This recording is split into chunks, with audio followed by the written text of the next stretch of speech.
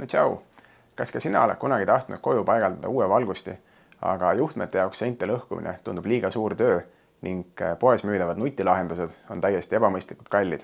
Täna ma näitan teile, kuidas paigaldada juhtmevaba lülitusega LED-valgustus, kasutades selleks ainult 20 € eest materjale. Mina paigaldasin selle lahenduse omale kontorisse, aga täpselt samasuguse lahenduse saad sa ka kasutusele võtta köögis, garderoobis või elutoas. Alustades siis vajaminevatest materjalidest, loomulikult esimese asjana on tarvis osta LED-riba. LED-riba juures tuleb jälgida põhiliselt kahte asja. Esiteks on vaja välja selgitada, millise võimsusega ribadel vaja oleks. Mina kasutan enamasti ruumide valgustamiseks sellist alates 15 vattimeeter. Alla selle on ta pigem selline dekoratiivelement ja kui see lakke kinnitada, siis ega see tuba eriti valgeks ei tee. Ja teine oluline asi, mida vaadata LED-riba ostes, on valgustemperatuur, et see vastaks teie ootusele või soovile. Järgmise asjana on tarvis toiteblokki ja siin tuleb vaadata nüüd seda, et esiteks see pinge, mis annab see toiteblokk välja, et see sobiks teie LED-ribaga.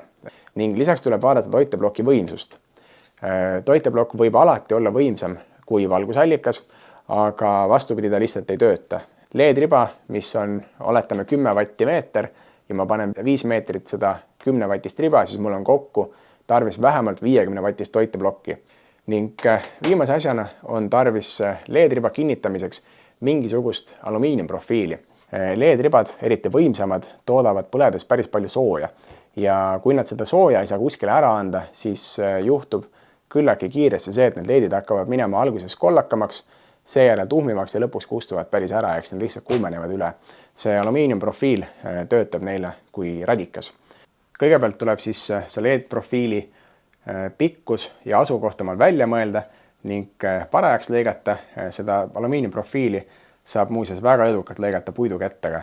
Kellel järkamissaag ei ole, siis sobib ka loomulikult tavaline rauasaag. LED-profiili kinnitamiseks, kui teil on mingisugune lagi, on see siis kapilagi või toalagi või on mingisugune muu asi, mille peale saab ta niimoodi alt üles kinnitada. Kõige lihtsam lahendus on see, et siia LED-profiili põhja puurida mõned avad, lasta sinna väike faas ka veel peale ning peitpeakruvidega lihtsalt alt üles kinnitada. Minul läheb see LED-profiil siia selle seina külge, mitte vastu lage, siis mul ei vaja siia mingisugune kinnitus välja mõelda. Ma alguses mõtlesin, ma panen ühe sellise prussi siia jooksma siia üles mööda seda serva ja kinnitan selle profiili siia alla, aga siinkohal tuli appi lõpuks hoopis 3D printer. Ma tegin omale sellised väiksed kinnitusklambrid, mis lähevad siia niimoodi väikse klikiga selle profiili külge ülevalt ühe kruviga seina ja hoiavad mul seda LED-profiili täpselt õige kõrguse peal ja altpoolt vaadates ei tohiks need üldse näha jääda. Jube kehv on ühe käega paigaldada, aga niimoodi. Selle prinditud klambri abiga ma sain ka ära ühendada selle liitekoha, mis sattus täpselt siia kahe prussi vahel. Ja nüüd on aeg LED-riba ette valmistada. Enamasti on uuel ribal mingisugune väike juhtmejupp juba tehasest sabas, aga selle puudus on see, et see on ju nii lühike, see ei ulata niikuinii kuskile. Ja mul on variant, kas ma hakkan siin samas seda juhet jätkama või ma asendan selle juhtme kohe uuega. Lisaks, kui te seda riba plaanite jupitada, siis on niikuinii tarvis siia juhtmeid taha joota, nii et see on igati kasulik ja hea oskus. Mina võtsin kasutusse lapiku 2x1 ruutmillimeeter kiudjuhtme, see on väga mõnusalt painduv ja ei torka eriti pärast paigaldust silma. Samas see 1 ruutmillimeeter on niisuguse väikse võimsuse jaoks täiesti piisav. Juhe tuleb kõigepealt ära koorida. Mulle meeldib kasutada neid selliseid manuaalseid koorimistange, mu meelest on nendega kontrolli oluliselt parem kui nende poolautomaatsetega.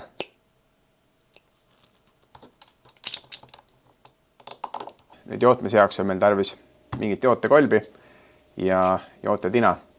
Enne kui jootma saab asuda, tuleb kõigepealt jootekolb lasta kuumaks.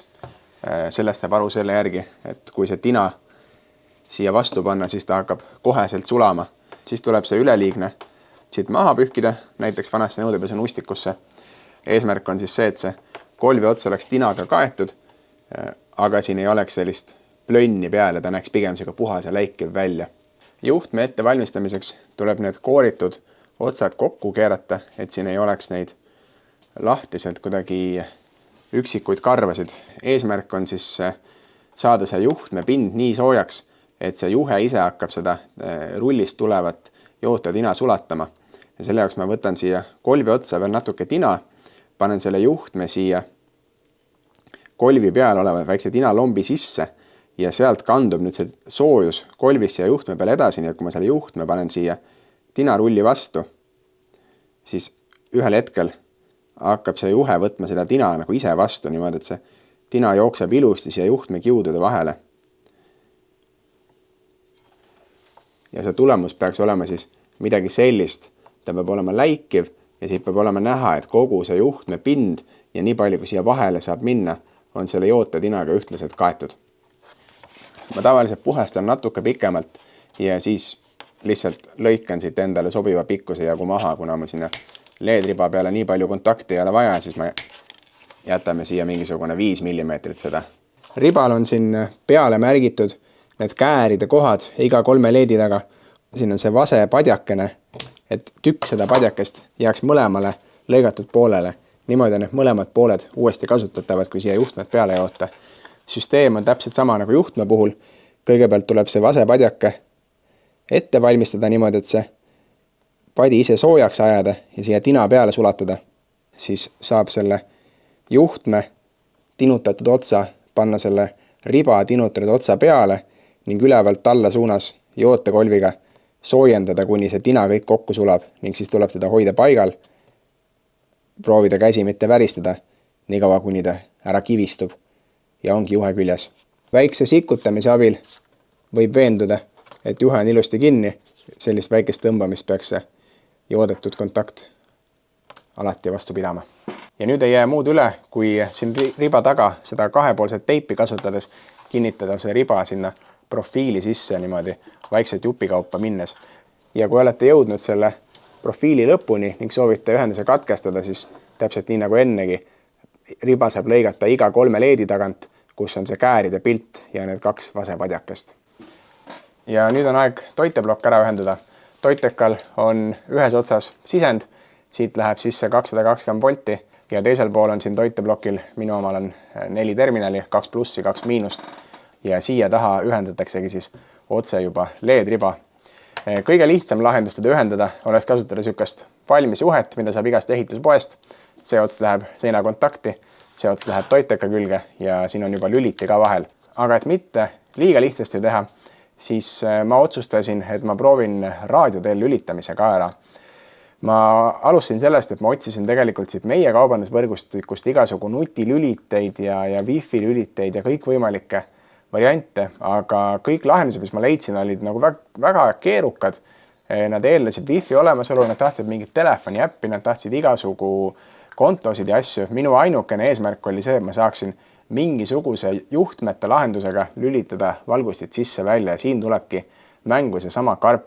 See peaks töötama täpselt nii lihtsalt, et siin on tal ühel pool input, teisel pool output, siia lähevad 220 volti faas ja neutraal sisse, siia läheb valgusti ja kui kõik on ühendatud, siis selle nupu abil siin peaks saama ta juhtpuldiga ära paaritada. Siia nende kruviklemmide alla ühendamise juures tahaks veel juhtida tähelepanu sellele, kui te kasutate kiudjuhtmeid, siis kiudjuhtmele tuleks kindlasti panna otsa selline hüls, mis takistab nendel kiududel laiali minemast. Või kui need hülse käepärast ei ole, siis võib need juhtme otsaka samamoodi ära tinutada nagu enne jootmise korral. See on siis selle jaoks, et vältida seda kiudude lahti hargnemist ühendamise käigus ja lühise ohtu vältida. Super hea kaader siin kapi otsas. Igatahes ma sain ta ühendatud, tuli läks põlema, see on juba hea algus. Ma vaatasin nüüd juhendist järgi. See peaks olema niimoodi, et kui ma nüüd siia selle karbi peal nupule 2 korda vajutan ja siis vajutan 1, 2, 3 korda siia peale, siis see on õpitud. Ja mulle tundub, see töötas.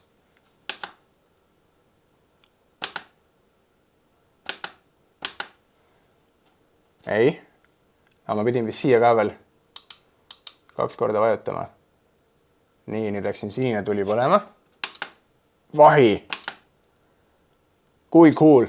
Okei, see õpetamise värk oli küll veitsa segane. seal oli nagu juhendis päris hästi ära kirjeldatud, kuidas seda õpetamist tegema peab. Kõigepealt vajutad siia nupu peale 2 korda, siis puldi nupu peale 2 korda ja justkui oligi nagu kõik tehtud, juba tuli, süttis ja kustus. Aga siis ma vaatasin ühte videot, et ma sain lõpuks aru, et selle jaoks, et ta selle koodi nagu meelde ka jätaks, siis tuli seda protseduuri veel uuesti teha teist korda. Ja mis kõige tähtsam, on selline pult, mis näeb välja nagu lüliti. Ma kinnitan selle seina peale, mitte küll siia, aga sinna ukse kõrvale. Ja kui ma siia peale vajutan, siis kustuvad tuled ära ja see on täpselt see, mida ma tahtsin. Ongi selleks korraks ehitamine ehitatud. Kes minu garaažiriiulite ehitamise videot vaatas, see nägi, et mul see kontori pool siin jäi pärast seda riiuli ja vaheseina ehitamist väga pime, siis nüüd on minu meelest see probleem täielikult lahenenud. Sinna laua kohale ma panin ühe rivajupi veel, sellel ei ole hetkel õiget toitekat, nii et ma ei saa seda sinna puldi alla ühendada, aga tulevikus saab ka see tehtud. Kui tekkis küsimusi, tahate ehitada, aga täpselt ei tea, mida osta või tahate mõtteid jagada, siis kirjutage juurde kommentaaridesse. Mul on alati hullult hea meel, kui te seda teete. Ja kohtume järgmises videos. Tšau!